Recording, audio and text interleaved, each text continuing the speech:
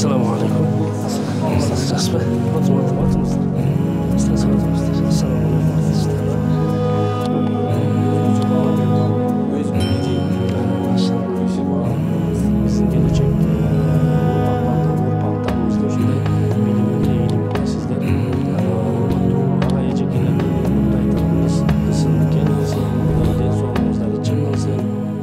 Bizim Kırgızstan Müslümanlar din başkarmasına bardыңыздар, hoş келипсиздер.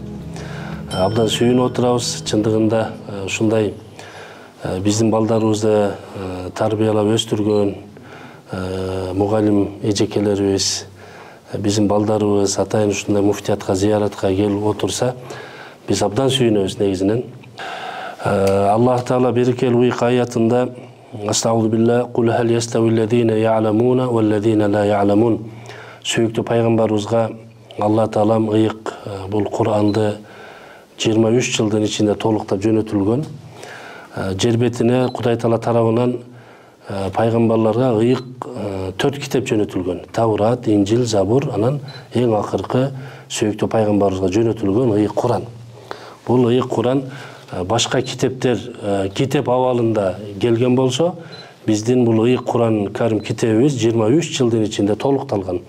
Себеби адамзатка тиешелүү болгон бардык маселелерде Кудай Таалам сүйүктүү пайгамбарыбызга кабар берип турган. Ошентип 23 жылдын ичинде адам баласына жашоодо негизги эң зарыл болгон маселелерге Кудай Таалам аяттар аркылуу, дин аркылуу жооп берип, мына ыйык Кураныбыз бүгүнкү күнгө чейин сакталып келатат. Ошол ыйык Курандын ичинде бир аят бар. Ошол башында турат бул аят: «Инна нахну наззална зикра ва инна лаху лахафизун» деген. Мына Куранды басып чыгаргандар ушул аятты ушул жерге атайын жазып койгон. Мунун мааниси чындыгында бул ыйык Куранды биз жөнөттүк, кыяматка чейин мунун сактоочусу бизбиз дейт да. Кудай Таалам өзүнүн кепилдигин алган. Демек бул ыйык динди, ыйык Куранды Кудай Таалам өзүнүн кепилдигин алган. Кыяматка чейин бул дүйнө жок болуп кеткенге чейин ыйык Куран өзүнүн өкүмүн эч качан жоготпойт. Биз адамзат жараткан Алла Тааланын ыйык сөздөрүн угуп, үйрөнүп, билип, жана ушул ыйык Курандагы адамзаты үчүн буйрулган тапшырмаларды, буйруктарды биз жашообузга алып келишибиз керек, жашообузда жашаш керек. Ыйык Куранда Кудай Таалам ак караны, адал арамды, улууларды урматтоону, мисалы биздин балдарыбыз, кыздарыбыз мектепке барганда агай эжекелерди урматтоону мына Куранда айткан.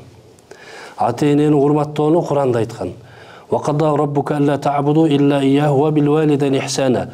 Жаратканга ыйман келтиргенден кийин ата-энеңерге жакшы мамиледе болгула. Уффин вала танхархума, ата-энеңер силерди бир жумушка жумшаганда уф деп дагы айтпагыла дейт. Карасаңыздар, демек ата-эне канчалык баалуу. Ата-энени кандай урматташ керек? Ошол эле мезгилде бизге илим, билим берип жаткан агай, устаз, эжекелерди кандай урматташ керек экендиги мына ушул ыйык Куранда Кудай Таалам айткан. Бул кыяматка чейин бул өкүмдөр жүрө берет. Келечекте сиздер бир ата болосуздар, бир эне болосуздар. Сиздердин каныңыздан жарала турган урпактарыңыздар дагы дене мүчөсү бүтүн, ден соолугу чың болгон урпактар көбөйүш керек. Ошол үчүн сүйүктүү пайгамбар саллаллаху алейхи вассалам айтат: эң Кудайдан берилген чоң дөөлөт бул биринчи ден соолук дейт. Андыктан спорт менен машык кыла балдар. Спортто да активдүү болгула. Билим жаатында дагы өтө мындай жакшы аракет кылып билимге ээ болгула. Андан кийин экинчи дөөлөт вал фарах бул убакыт. Убакытта азыр сиздер мисалы 9 класс, 9 класспы? 9, 10, 11. Мына карасаңыздар, эң сонун мезгил. Эң сонун мезгил. Бул мезгил кайтып келбейт экен да. Бул өмүр, бул убакыт, бул мөөнөт кайтып келбейт. Ошол үчүн сиздер азыркы мөөнөт, азыркы убакытты өтө жакшы пайдаланышыңыздар керек. Сиздер азыр мектепти жакшы аяктасаңыздар, Кудайым буйрса жогорку окуу жайга баргандан кийин да ошол мектепти кандай окусаңыздар, жогорку окуу жайда да ошол нерсе уланат. Андан кийин бир билимге ээ болгондон кийин, анан Кудай буйрса сиздерге Кудай Таалам ушундай жолуңуздарды ачат. Сиздер Кудай буйрса элибизге, жерибизге, мекенибизге кызмат кылган жакшы бир инсан болуп жетишесиздер. Мен сөзүмдү баштаардан мурун бир аятты окудум эле, көңүл бурсаңыздар кайра кайталайын. Кул хал ястауиллазина я'ламуна валлазина ла я'ламун. Бул аятта Кудай Таалам бардык адамзатка айтып атат да, билген менен билбеген бир болобу дейт. Карасаңыздар, билген менен билбеген бир болобу, эч качан бир болбойт экен.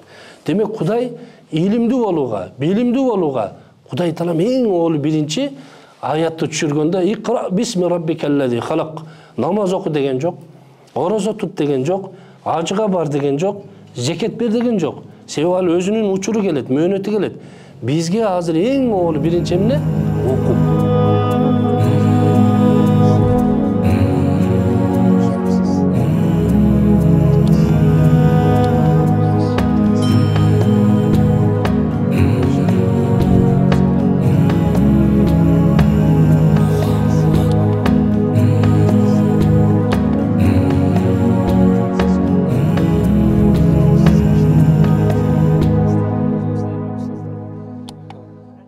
Кудай Таалам алып жаткан илимиңерди зияда кылсын, көбөйтсүн, пайдалуу кылсын.